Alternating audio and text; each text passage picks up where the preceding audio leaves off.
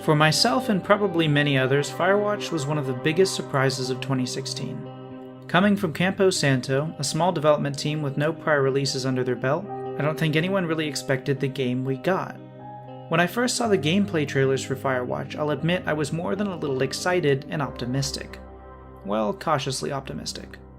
There had been more than a few games that looked a certain way in trailers or promised certain things in previews, but ultimately failed to deliver when their final releases came around.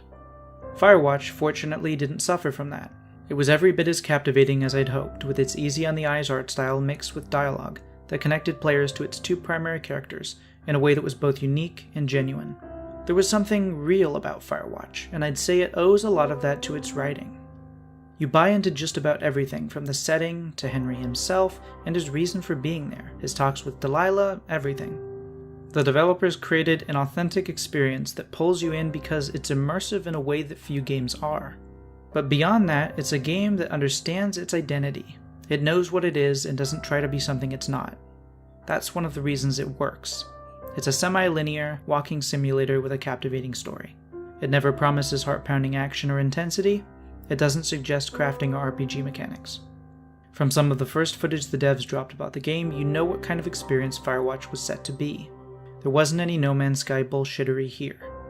So we ended up with a title that was true to form and well made. And critics and average gamers alike quickly came to realize that.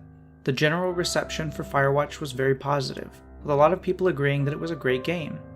While a little scarce on conventional gameplay, again, it never promised anything more, and its strengths more than made up for shortcomings in that department. However, there was one thing about the game that left the player base divided, and that was the ending. Throughout the game, there's a growing tension as you realize that you, as Henry, are not alone. Apparently, it's more than just you and Delilah out there. There are moments where you'll see a shadowy figure in the distance. There's evidence to suggest that a couple of campers may have gone missing. You come across a mysterious research station and have your tower vandalized. There's even a confrontation with an attacker that leaves you unconscious. There's a narrative being constructed here, and you kinda start to feel a little uneasy as the reality of Henry's isolation sets in, as well as the possibility of real danger. You start to wonder what the hell is going on, but as the ending comes around and you discover the truth, it's all a little underwhelming. That shadowy figure was nothing more than a former Forest Service employee, a guy who lost his young son years ago in the park to a horrible rock climbing accident, and just never left, either because of the guilt or the fear of being blamed for his death. He was stationed in Two Forks, your lookout, with his dad Ned 3 summers ago. Great kid. You can bring children out here?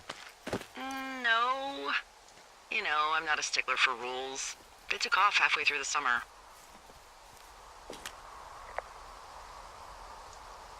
You guys keep in touch, you and the Goodwin kid? Nah, they took off pretty unceremoniously. Plus, what's a 40-year-old woman gonna do with a teenage pen pal? Good point. Anyway, so it goes. He admits to everything that happened over the course of the summer, including spying on Henry and Delilah, and even being the one who knocked Henry out cold earlier on. He's just a lonely, sad guy who's been living in the forest way too long. He's not exactly the dangerous antagonist that the game sort of set us up to expect. And those campers who were missing from earlier, well, they weren't kidnapped or murdered or anything crazy like that. Turns out they kinda just left. And then the whole thing sort of gets swept aside as a fire breaks out in the park, you evacuate, and that's pretty much it. The curtains draw. So as a player, you're exposed to this really interesting story that's building and building and building, and then everything's kind of turned on its head at the end when you realize there's really nothing to see. There's no crazy payoff at the finish line, but in a weird way, it does kind of make it all somehow more believable. Like I said, the devs created an atmosphere of isolation throughout the game. As Henry out there in the forest, you're almost entirely alone, with nothing but a walkie-talkie to connect you to the outside world. So a natural paranoia builds, and as things start happening, you start forming connections between events and fitting pieces together in your mind to create conclusions that in the end you find out were entirely wrong. It makes so much more sense that it's just some hermit hanging around mourning the death of his son, as opposed to some serial killer stalking you in the middle of nowhere for no apparent reason. In the heat of the moment, all those assumptions felt completely justified, especially given that it's all taking place in the middle of a video game. But the conclusion that Campo Santo gave us was, in the end, much more true to life than I guess a lot of us expected. More mature, more sedate. No crazy plot twists, just a somewhat brief explanation that kind of makes you go, oh okay, so that's all it was? Then, like I said, there's a fire and you're out of there. Let the credits roll. So naturally that disappointed a lot of gamers. It's the one biggest complaint I've heard voiced, the most serious criticism leveled against Firewatch. So we have a game that's well made, and I mean really well made. It's engaging and immersive. It's well written and unique. It's fun. And yeah, it's got a lackluster ending, but my question to you is, does it even really matter? Is a game the sum of the journey it creates for you? Or is it all about the destination and how powerful its payoff ultimately is? What does she have? She's got Alzheimer's, like, dementia. Whoa. How old was she? Is she? She's alive. She's with her family in Melbourne, Australia. She's 43. Fuck. Yeah. What was it like when you guys found out?